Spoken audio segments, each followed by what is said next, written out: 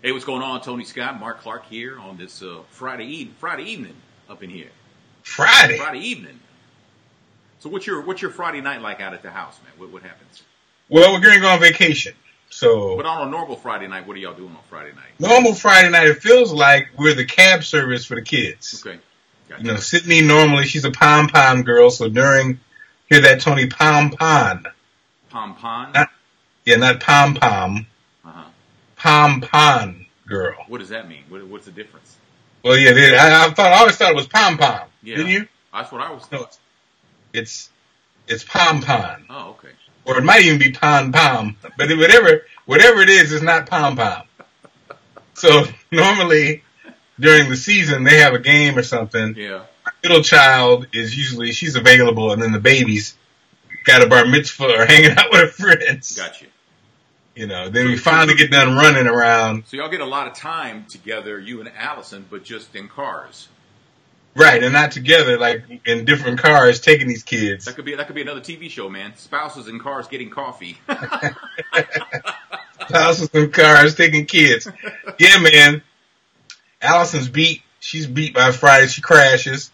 She's been up all week, you know, doing the morning show, and then I usually fall in not too long after that. Though I'm a caregiver for my father-in-law, so the last thing I do is put Dad down. So yeah. I put him down, and then I usually fall asleep on the couch. Okay, there you go. Ta-da! Welcome. That's it. You know, so I follow Allison on Instagram and all that, man. It's like I always wonder where the hell does she get that energy from, man? Where is that? What is that about? She is nonstop. I know. She comes home, she folds all these damn clothes. I mean, I'm like, girl, what? I get so frustrated because she won't take a break, man. The girls don't fold the clothes, man? No, Allison still makes them put on, what are you wearing tomorrow? You know. But your oldest is 35, man. I'm 97, yeah. I don't like that. What in the entire hell? Hey, man, yes. Veronica, Carolyn, Alicia, and Barbara. Barbara Hammonds. She's from the famous the Hammond organ family, man. So, welcome in. Well, hey, man, Dak Prescott earlier today went public with his comments about protesting the anthem. Uh-oh. And he said, let me read you what he said, man. He said, yeah, this is the first time me hearing this. What? He says, no, I never protest during the anthem, and I don't think that's the time or venue to do so, is what he said. He also added, I think this whole kneeling and all that was all about raising awareness, just the fact that we're still talking about social injustices years later. I think we got to that point. I'm up for taking the next step, whatever the step may be, for action. I just know that I've always believed standing up for what I believe in and continue to do so. Guess what his mouth say? Okay. That was interesting. It's kind of... Huh? In a way, it's kind of confusing. Yes. You know, it's like, I'm down for the next step. Well, this is the step right now we're on. So how can you be down for the next step if you ain't down for the first step? Exactly. Thank you, Tony. Exactly. I mean, that's like that's like him. That's like him running onto a field to execute a play after the play already started. I mean, what kind of mess is that? Man, you just sounded like a comedian. You sounded like Mitch Hedberg. Really? It's like running on a play. Running on a field to execute a play that has already started. Andre Hacking the to yourself backwards. Yeah, it's kind of weird. I mean, Jerry, and I wish I could do that old Southern plantation owner impression that everybody does of Jerry. I can't. But sounding like an old plantation owner, basically saying, my niggers are going. You know what? Yeah. That's exactly right. And it's like, wow. I tell you what, my niggers are not going to protest. and that's what it comes down to. And it's like, well, you know, it's I don't at this point, if they don't understand that the protest has nothing to do with the flag or the anthem, then it's one of two things. Either they're never going to get it, or they're just too ignorant to understand. Yeah, you're missing the whole point. they've said over and over again that it's not about the flag, it's not about the anthem, it's not about the soldiers. It's never about that. It's about what's going on in the streets of America that you refuse to acknowledge. Yeah. You know, and some of the owners have said, you know what, I'll pay their fines because I get it. Yeah. I get it. I'll pay their fines. Yeah. But Jerry, you know, Jerry does the ID on one of the sports stations here, and he goes, "Let's go, Cowboy." Yeah, man. I think, like you said, the owners that said, "Hey, I'll pay for it," that's the spirit. You know what I mean? They're basically saying, "Look, hey, my guys have a right to do it. I'm down with their protest. Yeah. Let's keep it moving." Because it is. Some people say, "Well, you know," and I get it. Like, well, haven't we made the point? Blah blah blah blah. Whatever the case is, the fact that you have the right to do it is what they're talking about. Yeah. And I think that's what is missed. Like you said, Tony, but people miss the whole boat. They take it a whole different direction and as far as Dak's comment, like you said, it's kind of weird. It's a weird, probably would have been better if he just didn't say anything.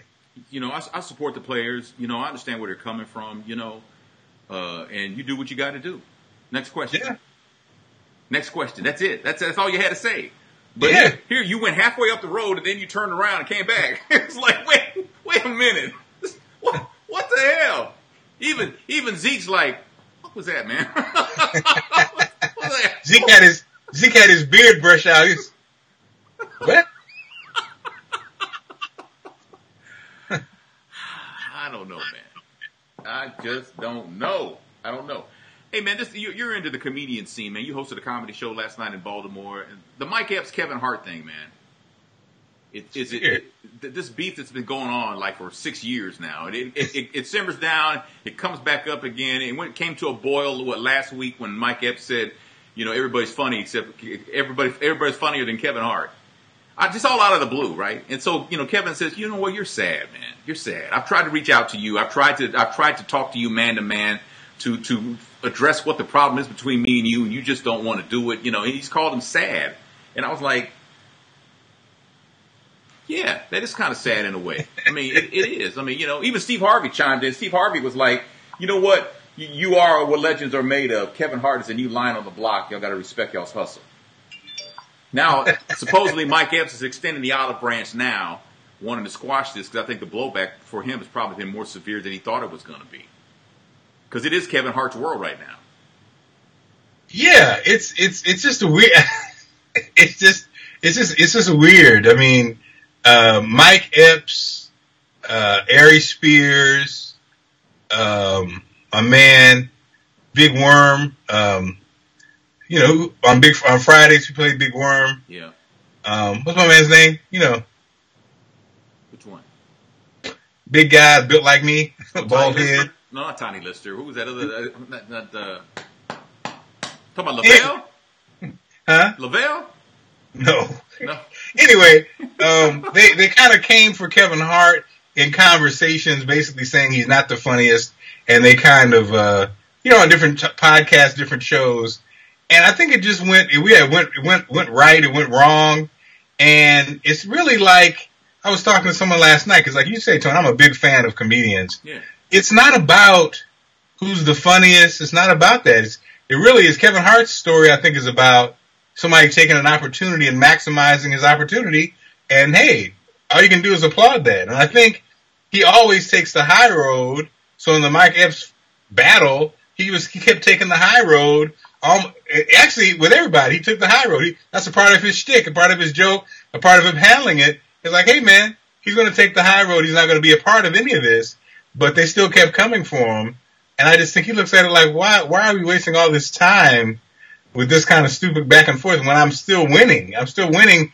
I'm still making this money. Yeah. And I think that's the comedians, the Mike Epps and the other guys are kind of wasting time, you know? Well, Christian says, honestly, Kevin Hart isn't funny anymore.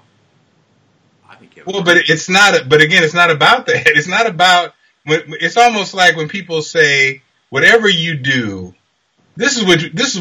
whatever you do in America, right? And you get a check for it. Mm-hmm. It's not about if you think somebody's funny or someone else doesn't think they're funny. Somebody signed the check. Yeah. So you may not think he's funny. You may not enjoy his style of comedy, but he's making millions of dollars. Some people do think he's funny, you know, and so it's not when people say it's an objective, it's a subjective thing anyway. Yeah, comedy is subjective. I mean, some people might find Kevin Hart funny. Some people think he's the funniest thing since Richard Pryor. I mean, you know. I'm not a Lenny Bruce fan. Lenny Bruce is considered a comedic genius, and they're the receipts, as they say to show. Yeah. He's a comedic genius. I was not a Lenny Bruce fan. Yeah. I love, you know, I love, you know, Eddie. I love Richard. You know, I love George Carlin. George Carlin was brilliant. You know, some people didn't like George Carlin, you know. So it's subjective. Yeah. I like Jerry Seinfeld. I think he's really funny. I'm a fan of Jerry Seinfeld. So, but when people say so-and-so is not funny to me and the person has the receipts, it's just funny to me because, I may not think he's funny. It's like music. James Brown can't sing. James Brown, okay, he can't sing. Is James Brown a legend? Yes. Mm-hmm. You know who can't sing? I don't think Bob Dylan. I can say we can say Bob Dylan can't sing all we want. Bob Dylan is in the Rock and Roll Hall of Fame. Yeah. Bob Dylan is a legend. Yeah, and we're sweeping up the Rock and Roll Hall of Fame when it closes. So, you know. Exactly. That's where it is. Are you in anybody's Hall of Fame for what you do? Yes or no? Okay, no, okay, well, all right. Well, if you're talking to me, actually I am. I think I'm in the St. Louis Radio Hall of Fame. Are you, Tony? Yeah. Well, I didn't know that. Congratulations. Yep. They said you didn't tell me that? That was a couple years ago. This was when I was still living in St. Louis, and there was a ceremony. But remember that time, that year that I was sick all the time? Because remember that? I was just sick constantly. My stomach was all messed up and everything.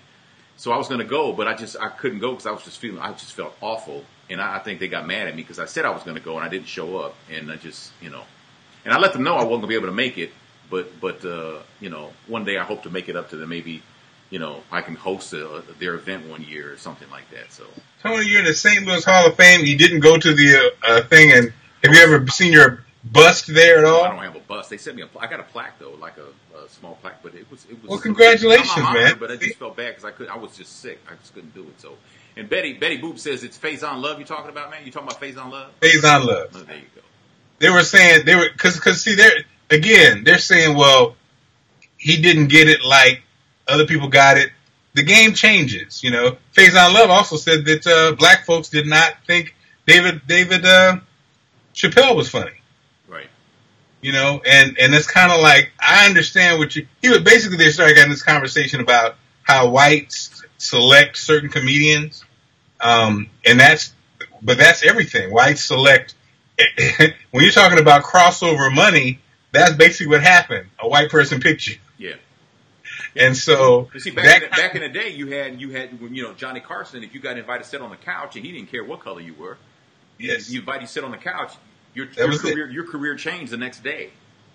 So the reality is, the irony is, that is how it works, regardless of color you are. You're right. It just happens to be a white world. But if that somebody picks you, then your whole life changes. Yeah. You know, I was listening to Monique and her husband's podcast the other day, and what I realized, and again, as you said, Tony, I'm a big comedy fan. I've been following it a long time.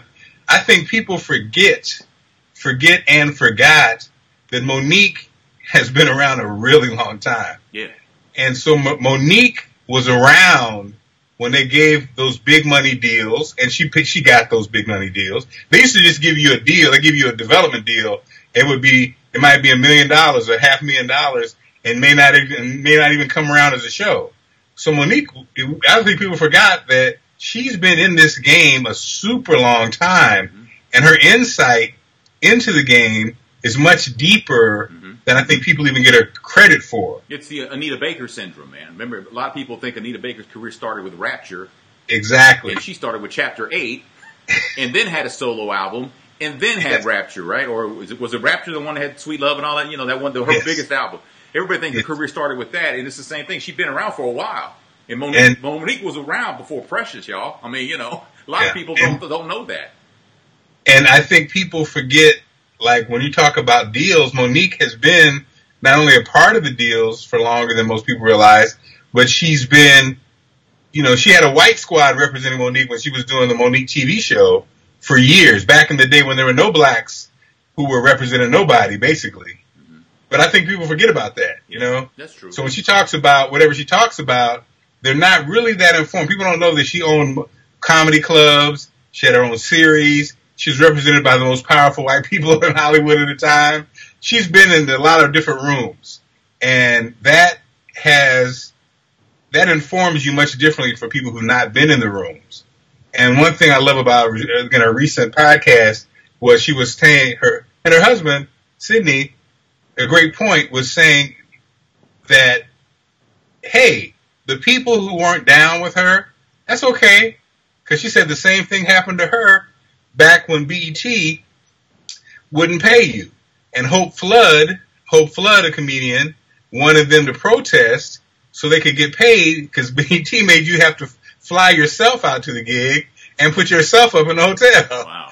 And so she said she was all loud and she told Hope that, she was going at Hope Flood, who was basically saying that we need to boycott. So she said, I understand, like Tiffany Haddish, I understand these people who don't ride with me because I was that person back then. But she said, Hope said something that I always remember. You don't know what you don't know. Right. And that's a great point. And she said, so those people, Tiffany and other people who have commented and whatever, you don't know what you don't know. And that's a great point because that is true. You don't know what you don't know. That you don't know what you don't know applies just about to every thing that happens in the world. It's like, the whole, for example, the R. Kelly thing with the 19-minute song, I Admit. And people say, oh, he just confessed. He didn't admit to anything. He's not going to admit to anything that's going to get him locked up. Okay? He may come close to the edge. He ain't telling on himself. He's not going to do that. And a lot of people say, they hate R. Kelly because of, the allegations, but he's never been charged with anything. I mean, I'll say this, he's never been convicted of anything. He did go to court once. And, that tape where he supposedly urinated on a minor and all that, they have that tape. And yet they didn't use it. So they must have vetted it and found out that the girl wasn't underage because... No, they had the tape. The girl was the family and the girl they didn't cooperate. Okay, well... Yeah, so they basically... The girl wouldn't, she wouldn't cooperate and the family wouldn't cooperate, so they couldn't do anything. Couldn't do anything. Huh? But a lot of times you don't know. You think you don't know what you don't know. You think you know, but you don't know. And I'm not saying that necessarily. I'm just using like R. Kelly for an example and stuff like that. But people, it's just like people want to form their own opinions based on what they read. But you have to, in the world we're in now, you have to vet everything you read. You just can't say, "Ooh, I'm gonna share that on Facebook," because it may not be true. And you gotta. I think what I do, and there's those many stories. I try to read as much stuff as I see. Like I'm going to talk about it, I like to have the different sides. So I like to listen to these different interviews, and nowadays there's these podcasts. You can hear people on different shows that aren't mainstream, and they may say something that corresponds with something else. You know what I mean? That's that old journalist in us. Yep. Yeah. Because you see, what's going on with Charlemagne right now is interesting. I'm having trouble understanding the whole Charlemagne thing. Okay, so when he lived in Charleston back in the day, there were allegations made against him that he raped a minor. Was he a minor too, or was he? No. Okay, so they're saying that as an adult he took advantage of a minor, but he took a DNA test back then that exonerated him. Well, it didn't exonerate because the girl didn't cooperate. And so basically what's happened, he throughout his career has talked about this situation. Mm-hmm. And his story was he had a party. He had a party. He was in his 20s and various people were there and he had this party. Yeah. And there was some underage drinking that went on. Now his version of the story, on one version, was he even left the party and he heard there was some underage drinking and there was a situation with young ladies. he goes to the police department and says, hey, you know, I take full responsibility because I did throw the party, though I wasn't there most of the night.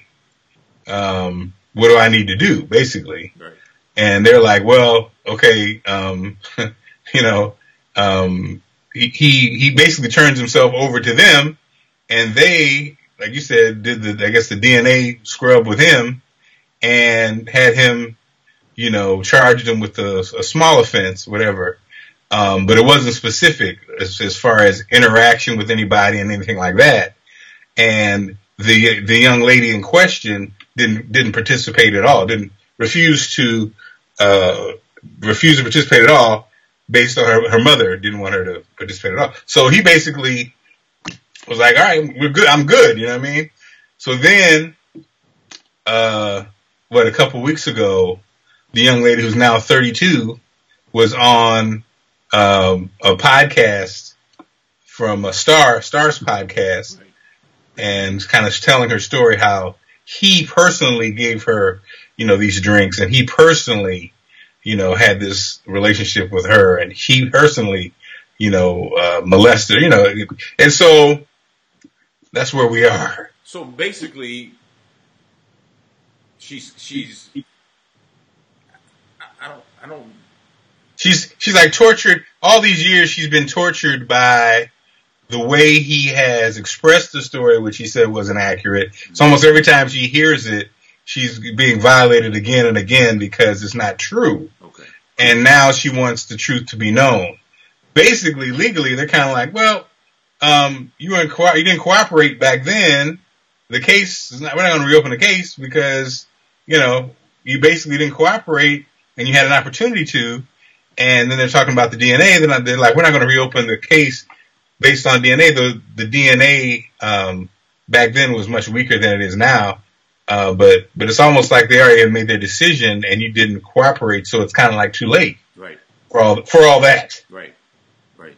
Okay. Well, and then you know, when you go to examine the story, well, the story that he told wasn't 100% accurate. He said he was 20. He was actually 22 at the time.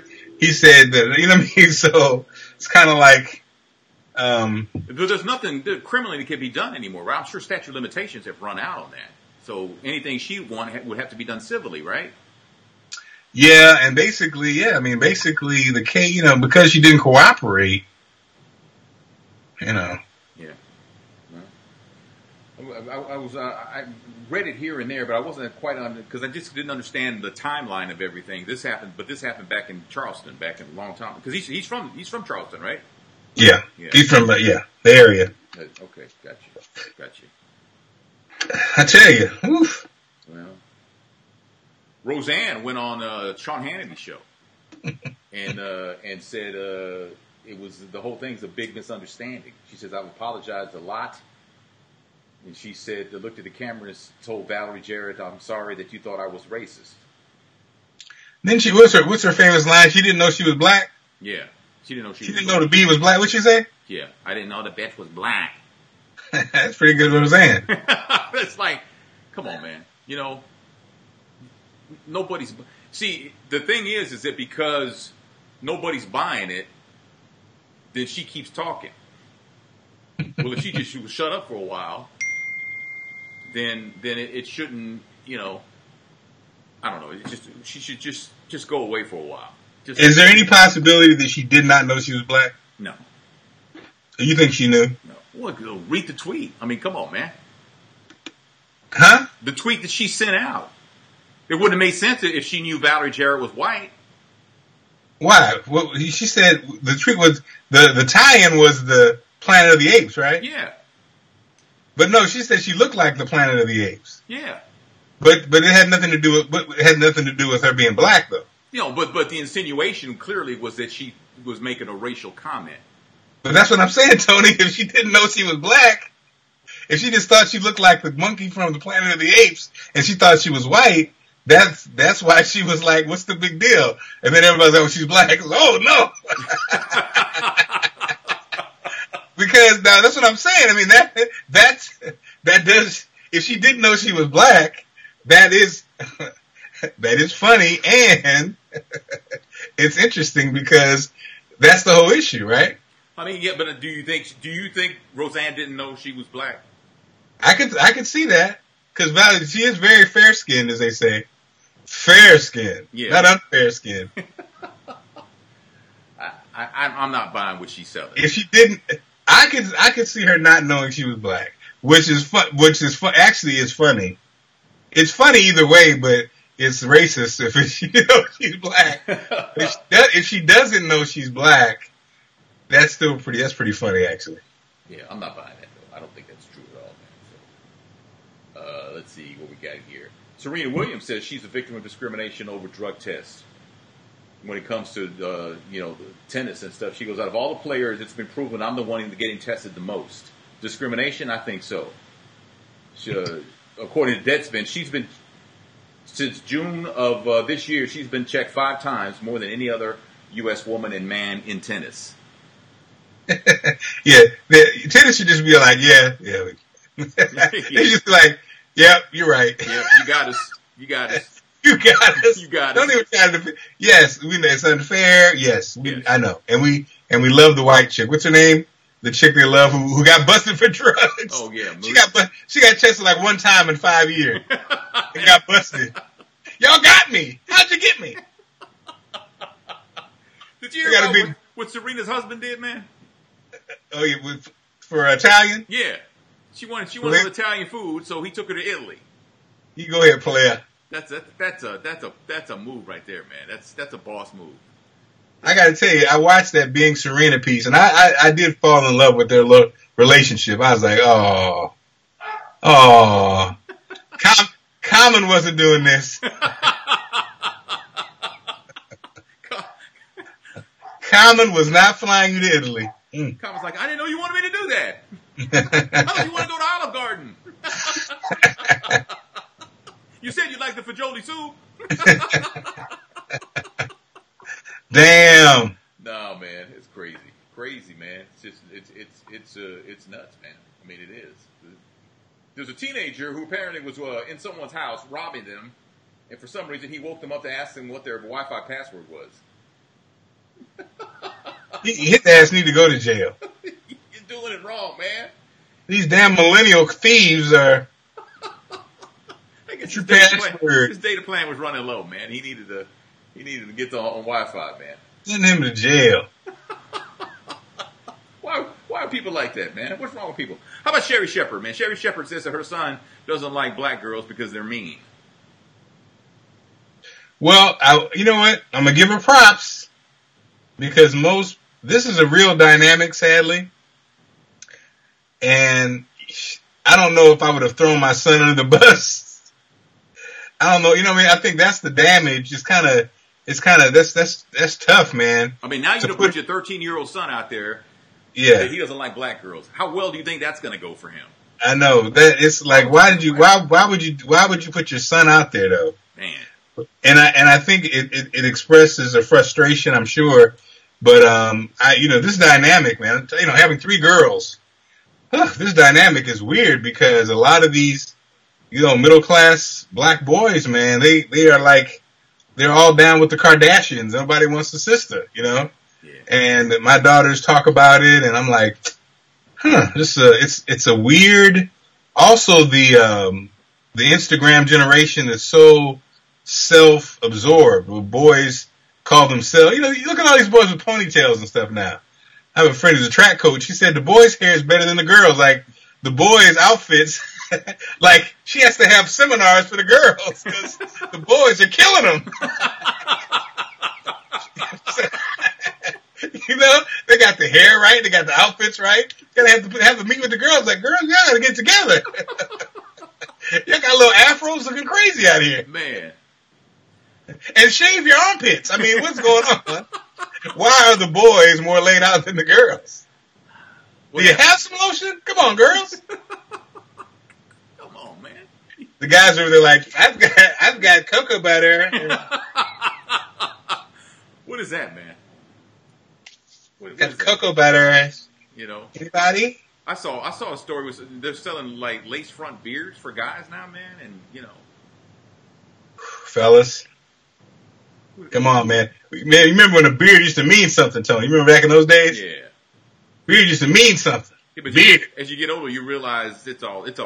Most things in life are overrated, aren't they? Don't you think, man? It's like, drinking's overrated, cussing's overrated. You know what I'm saying? You know what's not overrated? What? Cheesecake with strawberries on top. That's pretty accurate. That's underrated, man. Is that underrated? That's pretty accurate. Pretty accurate. Key lime pie, pretty accurate. Why did I know you were going to bring up food, man, when you said that? Why did I know that was going to be... Like a good piece of fried chicken? That's pretty... When you said, what's not overrated, I was going through my mind, because how long we've known each other, and I'm thinking, well, he's not going to say sex, so he's not going to do that. For lots of different reasons. I said, where are you putting your money? The roulette wheel is spinning. Where am I going to put it? I'm putting it on food. You gonna bet on food for me, man? Thanks, man. Because I'm a fat ass. Great. You're right, though. But there's a lot of things that just, and I tell my girls that all the time. I say, I told Olivia, because, she lives in Los Angeles now. And I told her, I said, adulting is overrated, isn't it? She was like, yeah. Yeah, man. What's not overrated? What's not overrated is having your bills paid and then having some money. Like having your bills paid and having something left over. Like a slush fund. Yeah. That right there is living. That's living. I haven't had that feeling. I think I remember, Tony, when you had a little bit, and I think you probably remember when I had a little bit. Yeah. Those days. Man. Well. That was before Obama. Oh, before Obama. Before Obama. That was B.O. before Obama. I'm seeing Tony in his apartment in St. Louis in that long ass hallway. Oh, yeah. Closets full of suits. Yeah. I'm crashed out on the couch after having Thanksgiving dinner at the crib. Yep. That was the life, man. That was good, man. That was life, and you find out that So I was watching something the other day. They said, man, nothing lasts forever, man. Except wealthy people's money. But I get it. But I now understand, Tony, how serious it is. Yeah. I understand now. Probably, we're in the same boat. We made a better life for ourselves than our parents made for themselves. Yeah. And we along the way, we've earned more money than our families have earned in the past. Yeah. But keeping it,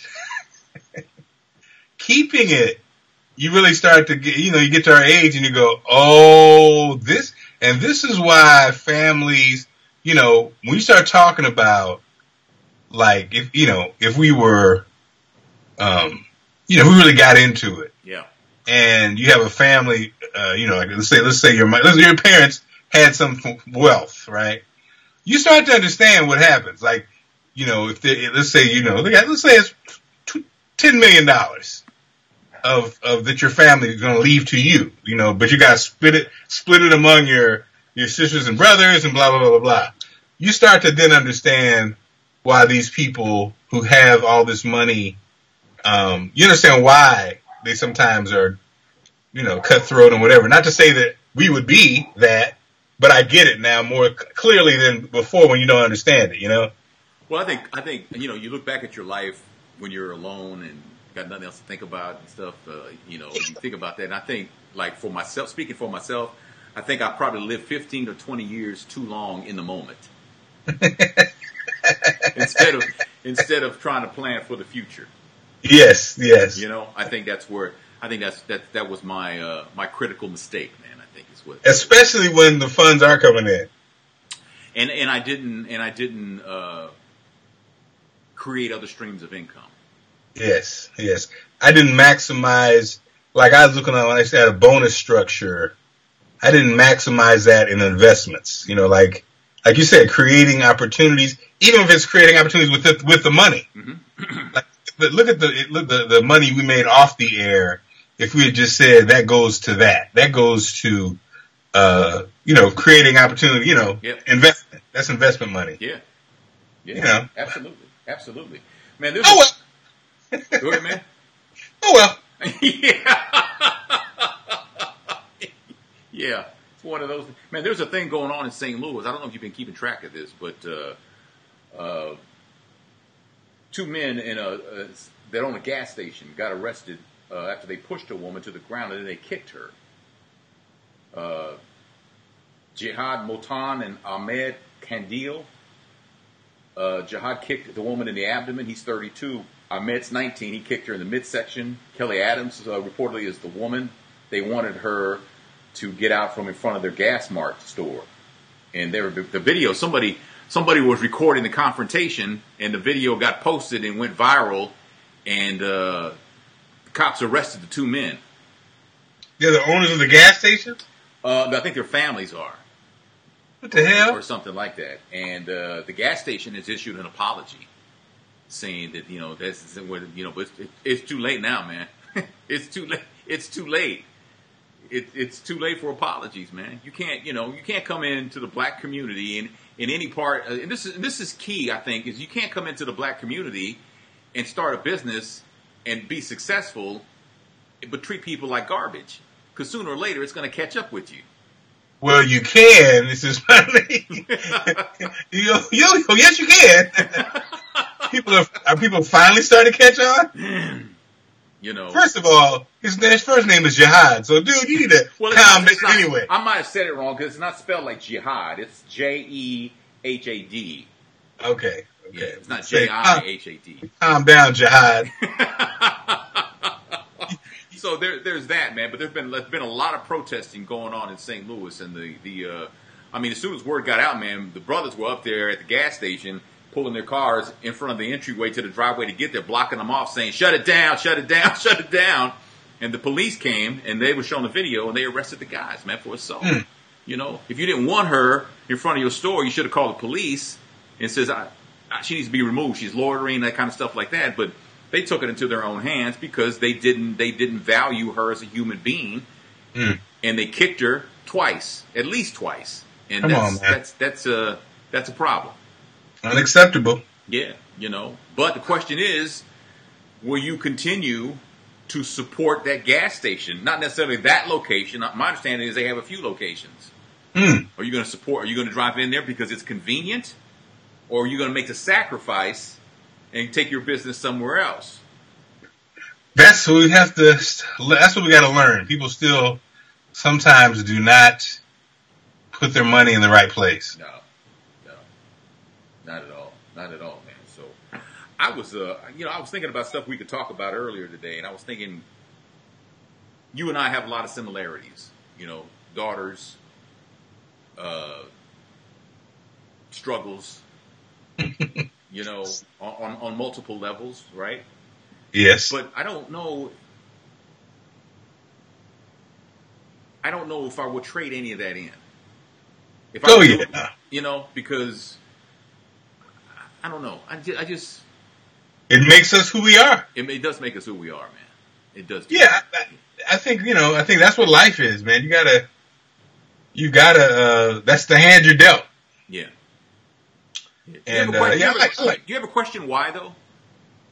Well, I like my hand. I like my hand, and I think most of the time when I look at it, like we kind of just did, if life, if we're responsible for our own lives, there's some moves or some things that I did that probably looking back I would have done differently. Yeah. And so the why is that it's life. It's like everybody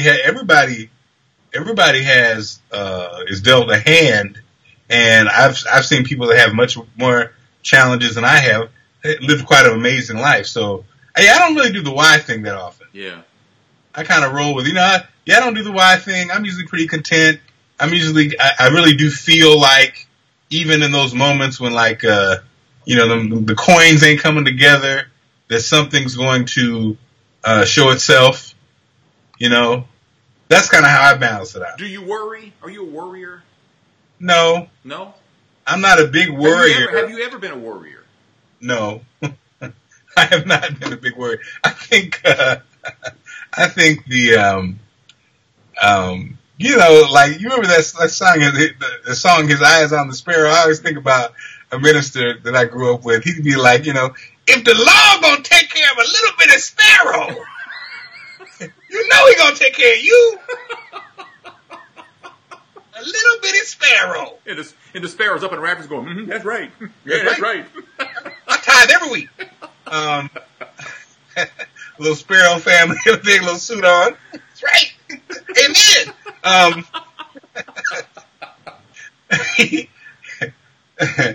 I always think about that. Yeah. Now, here's the trick though. With the family, I'm the only child. I think I'm good. I always knew I would take care of myself. Yeah. Now the family piece, that's when it becomes sticky. And if I'm honest, the blessing is my wife has a great job. Mm-hmm. So during my rough times, my wife has been there. But let me stop you. Let me put you on pause for a second though, because to me it's like the most amazing thing is someone who was at your wedding, someone who's the best man at your wedding, someone who admires the hell out of your wife. She's never given up on you, man. No. She has never given up on you. And I can say the same thing about my wife. My wife has never, and she's had plenty of opportunities, trust me, to give up on me and walk away, and she absolutely refuses to do so. And now, to me, it's kind of like a running joke, because people will say, people will ask me about that, and I'm like, you know why my wife is with me? Because she lost a bet. That's why she's with me.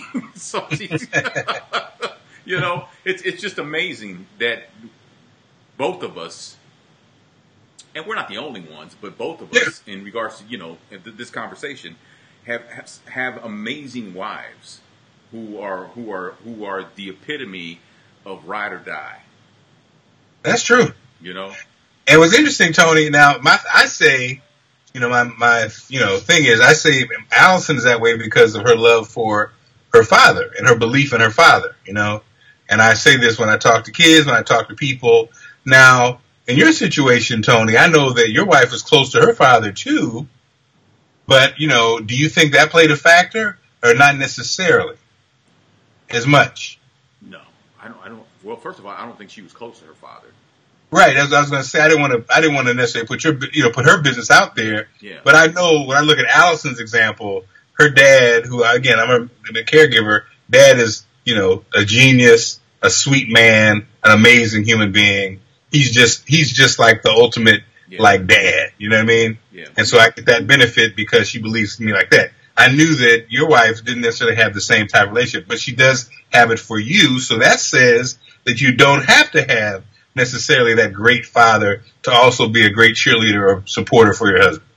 Yeah, in terms of my wife, I think what she knows how important a family unit is, because she didn't have that. Her parents divorced when she was very young, and she admired, she loved both of her parents. May they rest in peace. But she knew how, when she got married, she knew that what she wanted and what was important to her, and was important for her to fight for it. And because, and I've told my girls this for years, the good things in life we celebrate, because you know why? Because they're hard to get. A good mate is hard to find. A good marriage requires lots of work. Mm-hmm. We celebrate when we buy our house. We celebrate that because it was hard to get. Buy a car, it was hard to get. Going through a process of getting a job, going through the interview process is worth celebrating when you get hired, because it was tough to get. So the good things in life are hard. That's why we celebrate them, right? And I've always told my girls that, and so even when the girls would get a good grade in school, we would be excited for them, Olivia just landed a job in Los Angeles, and I was like, congratulations, wow, tell me about it, stuff like that, right? Because, I want to know, and I'm interested. And we got into the habit, and this goes back to when I was a kid. When my father came home, we would sit and have dinner as a unit, and he would ask us about our day, right? And so when I had my girls, I would ask them about their day, right? And so now that they're grown and I talk to them, they will ask me about my day, right? And that to me is like, because you care. And I taught them you have to care about, because I mean, the amazing thing about my father was the incredible man that he was, and to me, as far as I'm concerned, the blueprint of the kind of man and husband that I aspire to be was that he came from a household where, his mother died when he was 13, and his father was a horrible human being. Mm. His father would leave, 9 kids alone for weeks on end while he went on a drunken bender. And he did that even when their mother was alive. He did that, and he would just leave them with no money, no food. They had to go out begging, trying to find food any way they could in garbage cans or whatever, just to survive, right? And it would have been really easy for my father to go, oh, that's how he's supposed to be, But my father knew that there was a better life for him. And so when my father was like 16 years old, this sounds like so cliche, but he literally got on a train, on the back of a train, one of those storage carts or whatever you call them, and didn't know where the train was going, but he knew wherever it was going was better than where he was. Mm. And he never really cared for his father.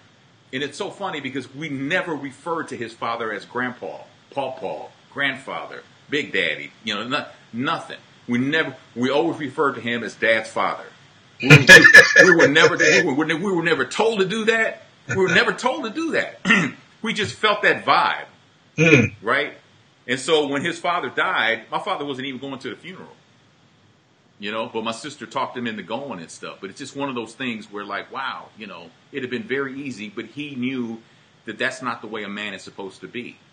And so he would do the example of what a man was supposed to be. And I saw my mother, my father, kiss each other goodbye in the morning and kiss each other when he came home in the afternoon after work. I saw that. I saw 2 loving parents, and that was a big deal for me, Mm-hmm. And I think in your situation, because you grew up with just your mom, mm-hmm. I think that you kind of like, and if I'm wrong, tell me, but I think you kind of saw it almost like the same way my father saw it, whether there's like a man ain't supposed to be this way. A man's supposed to be this way. Yeah, well, like I said, that's the podcast, Be the Father You Always Wanted. It was almost like, I was surrounded by love, so I think that was the main factor was the love piece, Yeah. Like I say, an home environment that's loving, supportive, comfortable, no drama, just kind of like, and that's what we've kind of both ended up with, which is, is awesome. Yeah, it is. It's amazing that, and it's so funny because, people are always like, even now, some of the comment stuff on Facebook as we do this, people are like, Mr. You fellas on the St. Louis airways, chemistry will never be duplicated. You and I haven't worked together on the radio since what, like the middle 90s? I know, it's crazy. Isn't it crazy? It's been since like the middle 90s since we worked together, right? Olivia was born. You were there when Olivia was born in '95. We've been online. We've been online doing this, but we haven't worked together in St. Louis in, how long? Man, I saw Anthony Shaheed was doing a show with Freeman Bosley the other day. I was like, man, it felt like the old St. Louis, baby. They put the band together. Yeah. That was the blackest St. Louis had ever been. Freeman.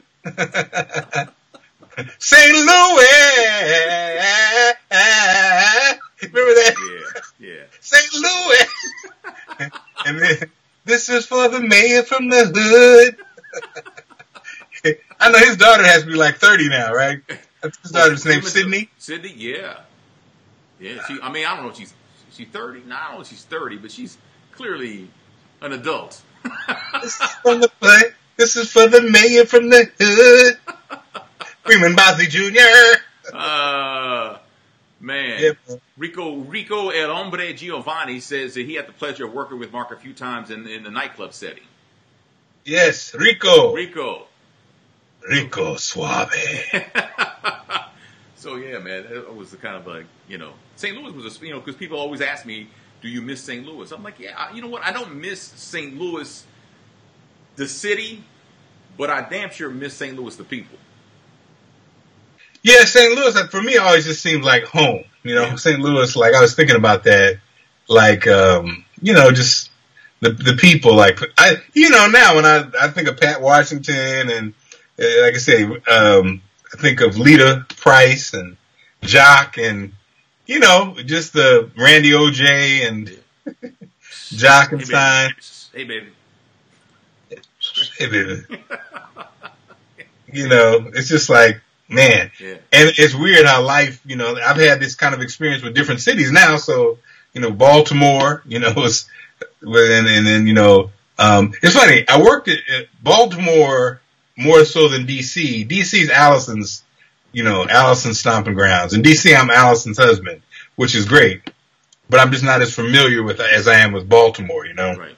And I was just telling the kids, that's another thing, Tony. We were lucky because we basically worked in an environment where we were talking to our people. So it was like we had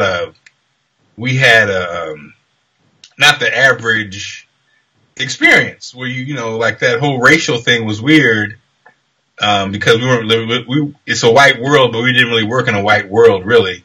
Our whole career, we kind of worked in a black world, which is interesting. Tell me about it. Yes. A brown man in a black world. I mean, I had people would come up to me, and a little boy came up to me in St. Louis one time and goes, "My mom wants to know what kind of curl it is you have." You say M curl? I said, yes. I said it's a Mexi curl. I remember, Tony, we talked about that time, the Hispanic Chamber of Commerce, the golf thing. And it was weird. I always wondered how you felt. It was like, are these your people? I didn't necessarily feel that. I felt like you felt like you kind of like, you kind of made you made it work. Well, you know what? Maybe the language, but if you spoke Spanish, it might be different. But see, that was the thing, is because how you have the whole the light skin, dark skin thing in the black community. Yes. And that's really in every community, because there are dark skinned Latinos and light skinned. So that dynamic is there.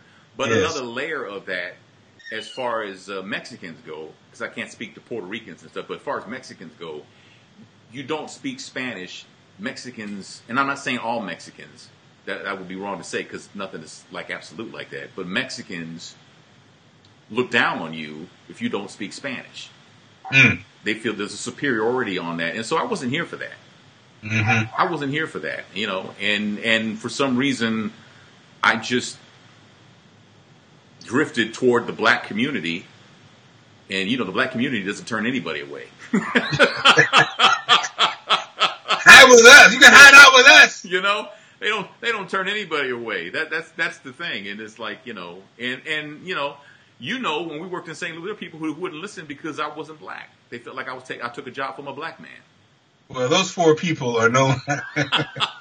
That's that same lady who said Tina Marie couldn't sing, I think, was like, okay, y'all in this corner over here. Yeah. So it's been an interesting thing, but having lived here in Dallas, where the Latino population is huge, I love Mexican food, but if I go to a Mexican restaurant where one of the mom and pop shops where they speak only Spanish, they will make you feel uncomfortable. Well, Tony, how do you think your life would have changed, other than, like I told you, the millions of dollars we missed out on? Yes, it's funny how you said. Mark told me one time. He goes, "Man, if you spoke Spanish, we'd be rich." I'm like, "We? What are you, French? What are you, French?" Come on, man. We. So, how do you think your life would be different if you did speak Spanish? I don't know. Think you would have, because I think you went through a stage in St. Louis where you were a little bit rebellious, because you almost felt like you were denying your culture. And you were like, damn it, you can't make me deny my culture. I am who I am. But what was hard was when I worked in St. Louis, and this is before you worked there, when I worked with Kevin Woodson, who's an amazing announcer, an amazing man. They put billboards of us up. And they made me darker than I am. Right? And I raised hell about that, right? And they're fine. We went back and forth, and finally they said, well, when we do the Billboard campaign again, we'll get it right. Which they could say that because they never were going to do a Billboard campaign ever again, and they never did. Well, they did like when Tammy and I went back and worked on Magic together. So it was like, and then Tammy was lighter than you. See, Tony, she was only lighter than me when I blushed. Other than that, I was as pale as they come. So but it's an amazing. It's been amazing because I've learned a lot about Black culture, Black history, how awesome Black folks are, how Black folks are probably the most amazing people, the most forgiving people on the planet. But I never would consider myself Black because to me that would be a slap in the face to the Black community. I am who I am. And I've never forgotten that. I've regretted to a huge degree of not being more aligned with my culture, but I never felt comfortable in that culture. Now, don't get me wrong, I'm proud to be Latino. I love being Latino, but I've never felt as welcomed, if that makes sense. Well, I think it's your personality as a social piece. I think it's almost like you're not gonna like, hey guys, this is not your personality. No. And so I think you just, it's interesting because I think being in Dallas, where it's a different experience and there's a bigger community there. I think if you were in Dallas, you probably would have naturally fallen into probably more of your cultural background because there's just more opportunity to do that. Yeah. I think I was talking to Sydney about this today. We were saying how, and what a blessing it is that our kids get a chance to be exposed to different things. But like my cousin Steve from New Jersey, who grew up in a neighborhood that was every race, Indian, Black, white, African. He grew up in a neighborhood there. He's from New Jersey. He went to Yale undergrad. He was a genius. He got his doctorate in supercomputers when he was 27. But if you talk to Steve, he's like, hey guys, that's the kind of stuff. And so his first job was in Knoxville, Tennessee. Wow. And that's just not a good fit for a guy like Steve because Black folks, hey, how you doing? Hey guys. It's like, what? But so now Steve got a job in San Francisco. Whoa. And has an Asian wife. And it all makes sense because it's almost like where he was not, the city that he was in had a big influence on his comfort zone or whatever. Mm-hmm. And I think it's the same thing. If you were in a Dallas or a city that had a more diverse cultural situation, you would have found that probably expanded. But St. Louis isn't that. St. Louis is the kind of place that you go to work and you kind of come home. It's kind of like that. The interesting thing about the whole thing is like, okay, I spent almost half my life in St. Louis. And I literally could go weeks, sometimes months, without seeing somebody who looked like me. Yeah. Right? Because St. Louis was basically black and white. It's black and white, and you weren't necessarily, you're the kind of guy who come home, man. And I didn't hang out. I mean, even the times when I was out there in the clubs, building the career, building the brand, Yeah, you wouldn't run into a big Hispanic community. No. I was at the Max. I was at, Club Elon. I was at the Terrace, Club Hollywood. I was at those places, right? That's where I was hanging out because that's where I made my money, right? Yeah. And that's where I felt comfortable, right? If I went to a Latino club, well, I wouldn't know what anybody's saying unless someone spoke English to me. But if the music was his, Spanish, and most of the people in there are speaking Spanish, well, how comfortable am I going to feel? And that's just something that I regret. I asked my mom one time after my father died. I said, "Mom, how come y'all never taught us Spanish?" She goes, "You know what? I don't know." I don't know, and pass the tacos. I don't know. She goes, I don't know. So Tony, did your family, your sisters and they were on the West Coast? There are now, yeah. Did they speak Spanish? No. Their kids? No. Interesting. Well, my older sister doesn't have children, and my other sister has two, but she married a man from India, and so they assimilated into the Indian culture for whatever reason. I mean, I'm not part of that family, so I couldn't explain what the reason was for that. But it's just it's one of those things, and I don't know. I don't. It's hard to explain. But I did years ago. I did a video on YouTube about not speaking Spanish, and a lot of people. I don't know how many people have watched it, but I get a comment from it. I got a comment about it a couple of weeks ago from a guy. He goes, "I went through the same thing," and and so I said, "Yeah, we should form a group, man. Get matching jackets or something, because it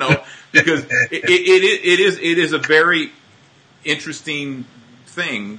To be Latino, not speak Spanish, and be, I think ostracized is too strong of a word. I don't think I was ostracized. I just think that I was looked down on, and nobody likes to be looked down on. Yeah. Nobody likes that. I mean, my grandparents, my mother's parents, didn't really speak English, so I never really I had a great relationship with them, but it wasn't as personal and intimate as it could have been, because we just didn't communicate well. Well, and the thing about it is, I knew they loved me, though. I knew they loved me, and every time I saw them, they hugged me, and and so that I always felt the love from them, but that connection was never there. Well, the irony is that you're such a great communicator. That's the irony. It's weird. I mean, you're a great communicator, and but that's interesting that that was kind of a thing. Well, it's never too late, brother. Everybody tells me that, but it's just a matter of get some time on your hands. Yeah. That's a great. You know what, Tony? That's a great blog right there. And then we go to Mexico to cap off your graduation into speaking the language, but man. You get people that ask you every once in a while. You get people who don't understand, and people who are so naive that they don't even realize they're actually being offensive. And with age comes wisdom, and you can kind of pick out the people who are really naive about it and don't. And they were like, "Well, are you from Mexico?" I'm like, "No." Well, then how are you Mexican? And it's like, well, you have to remember that Texas used to be a part of Mexico. And when Texas became a part of the United States, there's a lot of Mexican people who stayed in Texas and just became American citizens. That's the group I was in. Now, having said that, now my mother speaks Spanish and English and had to learn English as a child because she grew up speaking Spanish. I think my father was the same way. When my father, late in his life, before the last year of his life, he had a stroke, a minor stroke, and it affected his English. His English was slurred. But his Spanish was perfect.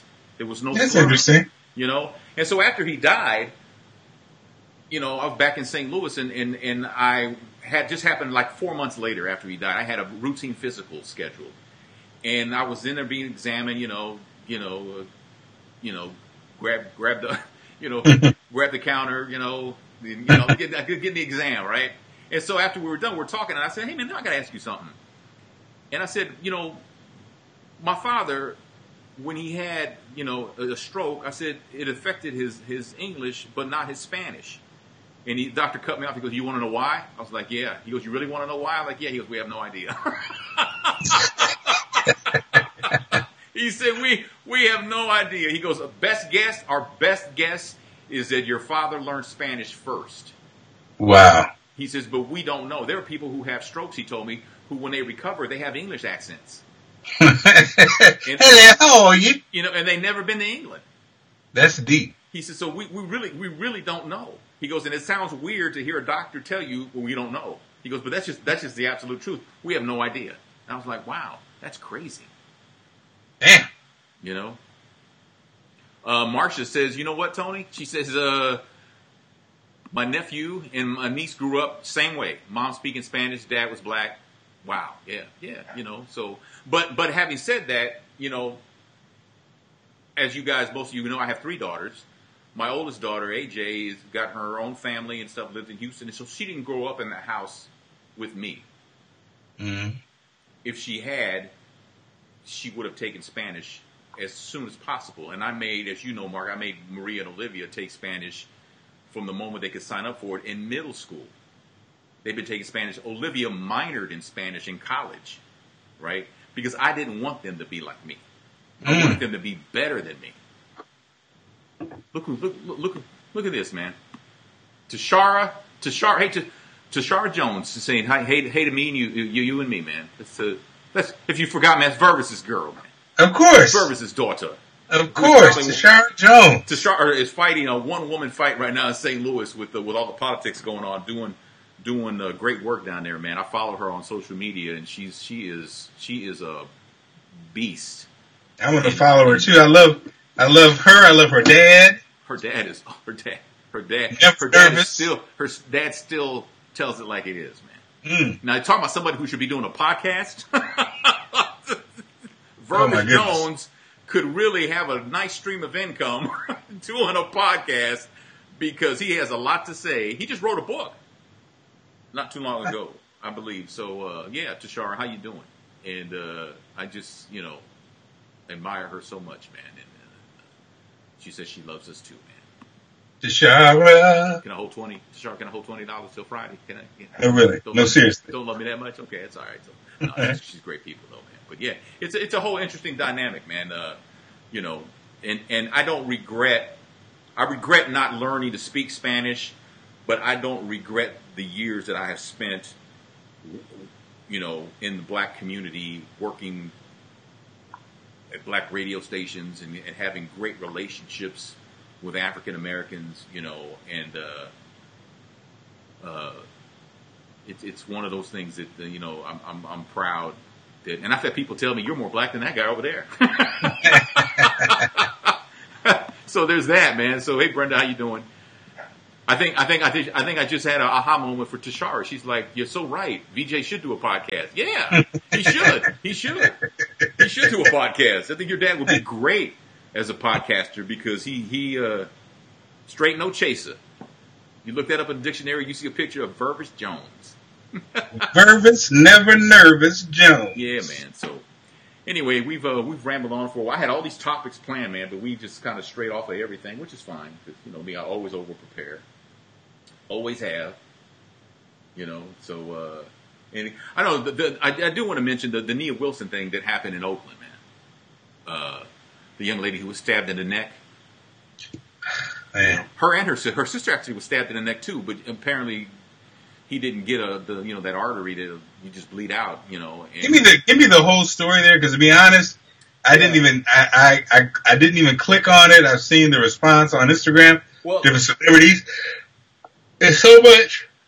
Sometimes I can't do it, man. What was the gist of that story? Wilson and her sister were at the BART station, which is the Bay Area Rapid Transit, the train, the public transportation, like Metrolink in St. Louis, and they were just minding their business, man. And this dude just came to them and stabbed them both and killed Nia, who was in her 20s and had a lot to live for. And people, it was all over social media that when he had not been apprehended because he got away, and they finally tracked him down. They got a still picture of him from surveillance cameras, and people, Sean King, everybody was like posting pictures all over Twitter and social media saying, "We need to find this guy. Here's what he did," and they got him.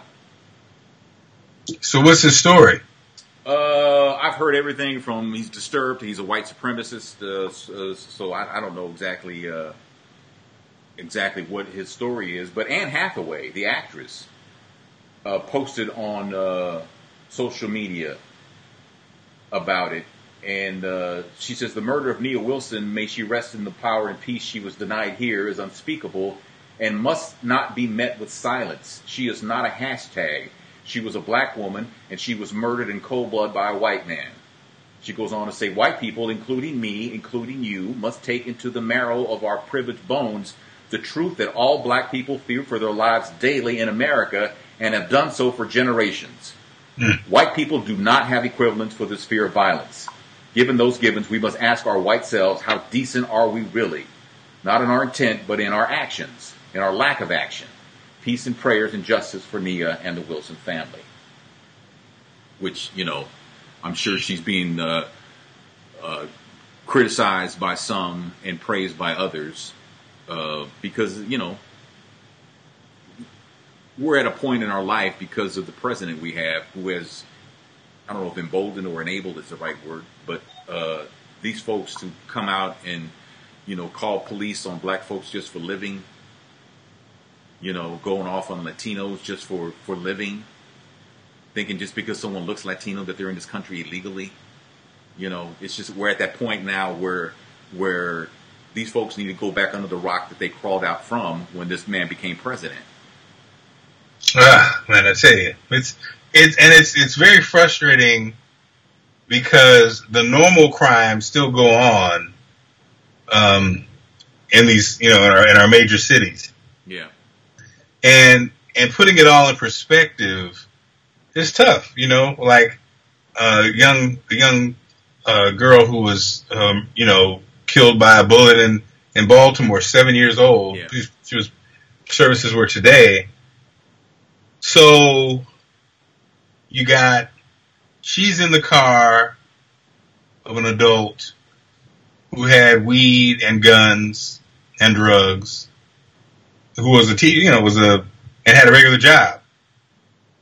Someone, was she dealing? Why would someone be shooting? Who shot her? All these questions remain. Mm-hmm. You know what I mean? And that's an everyday occurrence in Baltimore or Chicago or New York or St. Louis or whatever. Babies and regular black folks getting killed by other regular black folks. So that's a regular occurrence. And people aren't in the streets protesting. People aren't, demanding that this BS stop. But then when a deranged white guy does something, it does get a certain amount of coverage. I don't know how I feel about this. It's almost like we accept the level of violence that happens in our communities and we don't accept, the race piece. Mm-hmm. And I don't think that's a problem too. That's a problem too. It is a problem, but and I get it. I mean, the cops thing's different. The cop thing is different because now you're talking about an enemy that's supposed to be protecting you. Yeah. So people say, well, you know what? Yeah, no, the cop's different because that is a public servant turned killer mm-hmm. versus the daily crimes that happen in our community. Yeah, that's true.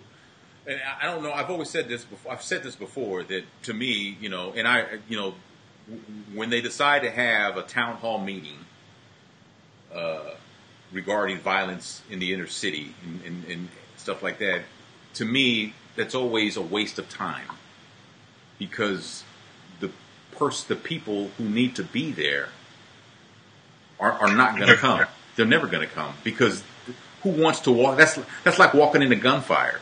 Nobody wants to go somewhere and be publicly yelled at. And, these young people who are causing this mayhem in our communities, they need to be talked to, not talked at. And they're not going to come to these town hall meetings and these symposiums and stuff. They're not going to do that.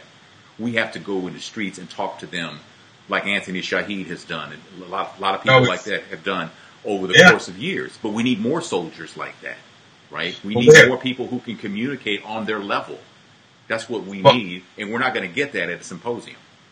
No, in Baltimore they have a ceasefire movement that's very successful, and it just, again, a part of me is frustrated by it also though because they say, okay, this weekend let's not have any murders, and then it'd be like go 2 weeks or 3 weeks without any murders. Mm-hmm. Like, well, damn, if we can do this, then can we stop it? I don't know if that's more of a coincidence. Or is it more of people saying, let's not have any murders? Because I just find it a hard time that these lost souls that are in the streets committing all this mayhem are going, okay, we're not going to kill anybody for a couple of weeks. Right. I mean, it's very, like I said, the part is almost frustrating because then you're like, well, what's the real deal? But then people will say, well, the people who know the deal have real conversations, Mm-hmm.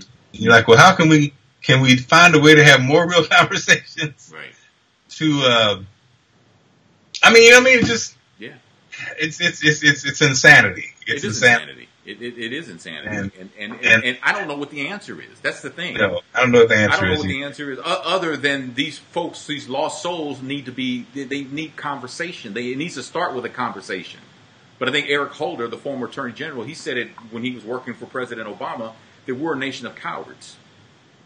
Because we won't have these conversations. We won't have conversations about race. We won't have conversations about violence because it turns into a shouting match. Well, and in all fairness, we talked about this the other day.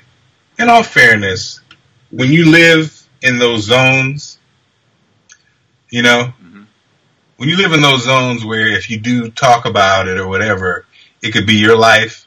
That's a different perspective than many of us who live in these quote unquote safe neighborhoods, you know, because we were talking about that, you know, about like in Baltimore where, yeah, if I tell you who did it, the chances are they're going to respond to me. And I live here. My mom lives here. My family lives here. You know what I mean? It's almost like, yeah, it's like a horrible ride that won't end. Yeah, what's the answer? What are the answers?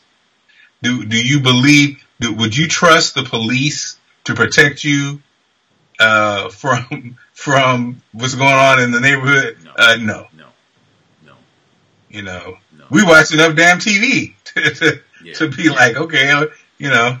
And that's another problem too. Is people would rather watch something on TV than get involved in something. But I kind of understand that too because the world is so hard now. Sometimes you need TV to get away. Yes, to escape. But you get comfortable in that rut, and then you don't want to get out of it. But the one thing I'll say, as you say, as we wrap up is, and I thought about this today, just serving others, though, always ends up being the answer. When you feel like there's no answers for your life, when you're down, when you feel like, you know, there's nowhere to go, helping others, serving others gives you a reprieve from your temporary frustration or disappointment. So remember that if you're feeling frustrated or down or tired or fatigued, let me go serve somebody. Let me go help somebody. Let me go, you know, help somebody out and get your mind off your issue. And with that, we'll exit with "You Will Know" by Black Men United. When I was a young boy. You know, I met Tevin. You know, Tevin Campbell's from here in Dallas.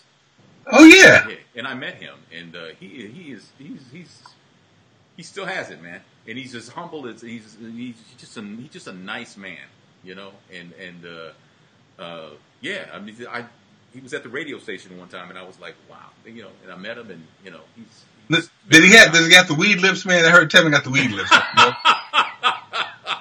I didn't notice that, man. I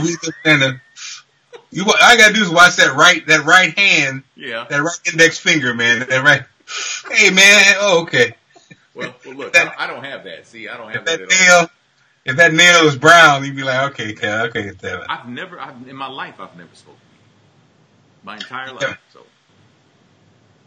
No, you look. Your hands are just as pink as a pig's knuckle. Damn, some of these hands have not done. You haven't worked since you've been down in Texas either. Well, no, that's getting ready to change though. So you know, but, that's where that is right now. So, but anyway, man, have a great vacation, man. Hey, man, I will keep you posted. I'll be posted on Instagram. Excuse me, Vacation Dad, and I'll be back. Yeah, very good, man. Very good. Well, all right, everybody. Thanks so much for watching and your comments and everything. It means everything. You guys have always been awesome to me and to Mark.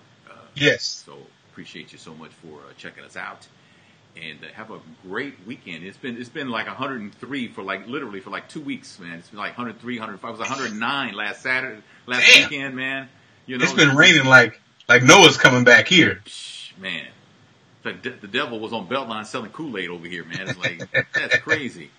It's one of those things, man. But yeah, man. Some guy says we need to have a show on XM. Well, from your lips to God's ears, that would be lovely. So I don't know who to talk to about that. Mark, it's coming, man. It's coming. Mark knows somebody, but they won't return his call. So it's like it's coming. It's coming. It's coming. Before we know it, Tony, we're going to be back on top. Well, hurry up. Meanwhile, pick a few avocados for me. All right, man. That's Marc Clarke, and we'll see you later.